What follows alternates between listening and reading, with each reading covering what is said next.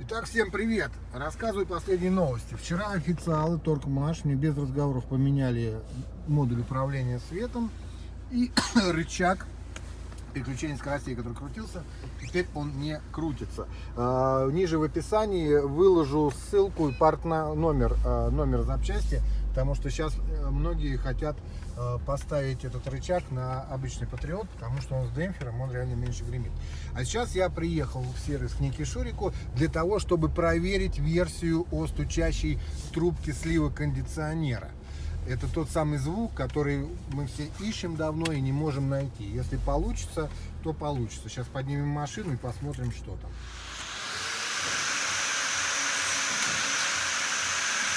Так, давайте смотрим, что у нас тут происходит. Она реально в кожух вон. Слива кондиционера. Да, у них короткая, вот, А где она? длинная. Где она вообще? Да вот, вон, по прямой черная, видишь, замазанная. Это Точно. она. Ну хрен знает, но он стучать она. Ну, вот надо ее, наверное, подрезать, да, действительно упирается в кожу. Ну, вдруг поможет.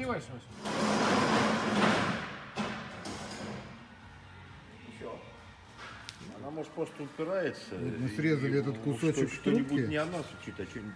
Да, и он просто тупо прямо упирался в кожух вот так. И, в принципе, это может подтвердить теорию, потому что когда коробка, она же ходит отдельно от кузова, а эта штука упирается в панель. И начинает панель вся дребезжать, потому что эта трубка так толкает. Ну, а трубка не очень жесткая, и как это связано с нагревом, хрен его знает. В общем, надо проверить. Сейчас сегодня покатаюсь, и все станет ясно. Итак, у нас уже вечер, я весь день проездил, и что я могу сказать?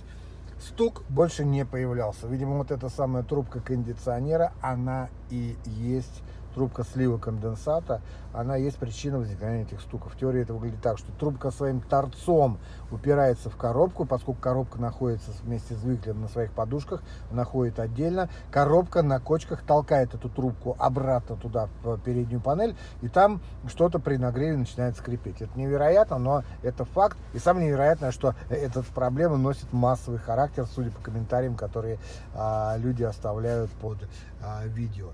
Огромное спасибо тем, кто подсказал, где искать. Сам бы этого никогда в жизни не нашел. Тем не менее, недуг устранен, и мы продолжаем ехать. Еще раз спасибо большое. Всем удачи. Увидимся. Пока.